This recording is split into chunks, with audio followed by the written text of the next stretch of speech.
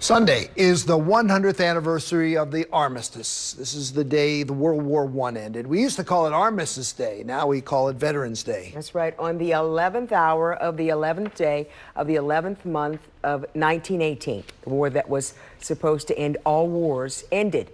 But that day, November the 11th, 1918, still resonates 100 years later, especially as WMAO 2 News' Christian Schaefer found out for a family living right here in Baltimore.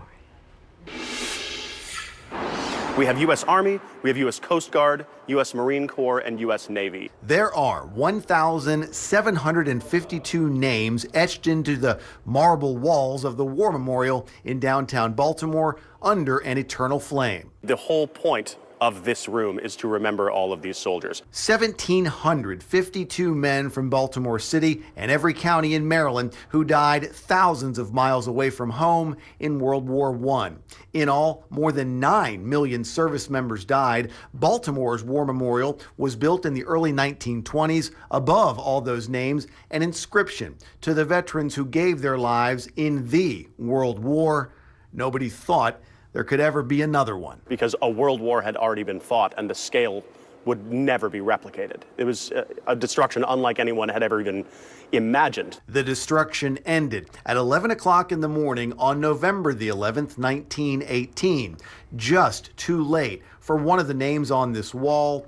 Henry Gunther grew up in a German-American family in Baltimore's Highlandtown neighborhood. It was always a remembrance of him. You know, we always got together as a family a lot and my grandmother would make a lot of home-cooked meals, good German food, sour beef and dumplings, things like that. So we would talk about him. Gunther was a bank teller before being drafted into the Army and sent to France.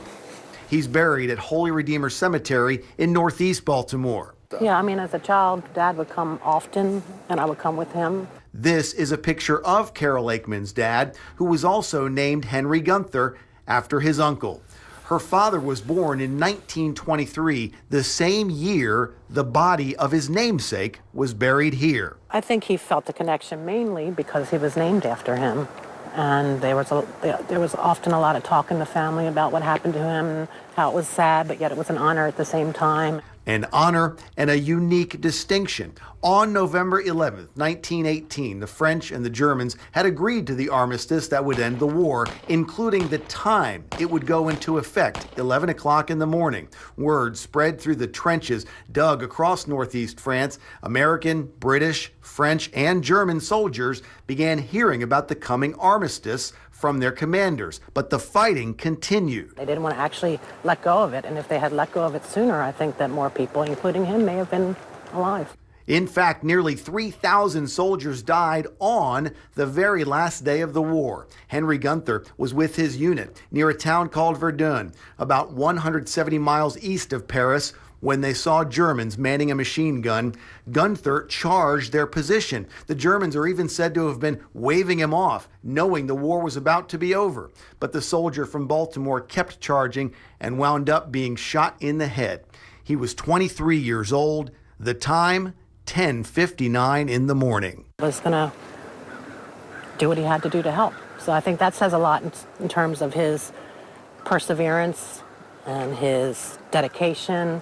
Historians and members of Gunther's family say he may have been trying to prove his bravery. Gunther had been demoted from sergeant to private after a letter he'd written to a friend complaining about conditions in camp had been intercepted and read by American censors. That final, fatal charge, perhaps something Gunther felt he had to do to restore his family's name. The way Dad says it, he kind of volunteered to do whatever he could to try to redeem himself, if you will. In France, Henry Gunther's bravery is remembered. The bank teller from Baltimore is the last soldier to die in World War I. This is a memorial to him at the site of his death. It doesn't matter whether it was against orders. It doesn't matter whether it was under orders. What matters is that in the face of extreme adversity, that he rose up and did what he was called to do. Several years ago, another memorial was added at Henry Gunther's gravesite at Holy Redeemer Cemetery. It features the Purple Heart and other honors he was awarded posthumously, and you can see his rank was restored to sergeant.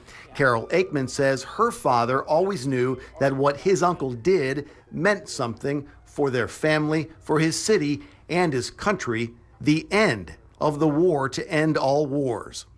When I look at that, I feel like he received the honor that he deserved for what he did. There's a large ceremony planned for Sunday morning downtown at the War Memorial Building. There's also going to be a smaller ceremony here at Holy Redeemer Cemetery in honor of Henry Gunther shortly before the 11th hour. Reporting from Northeast Baltimore, Christian Schaefer, WMAR 2 News.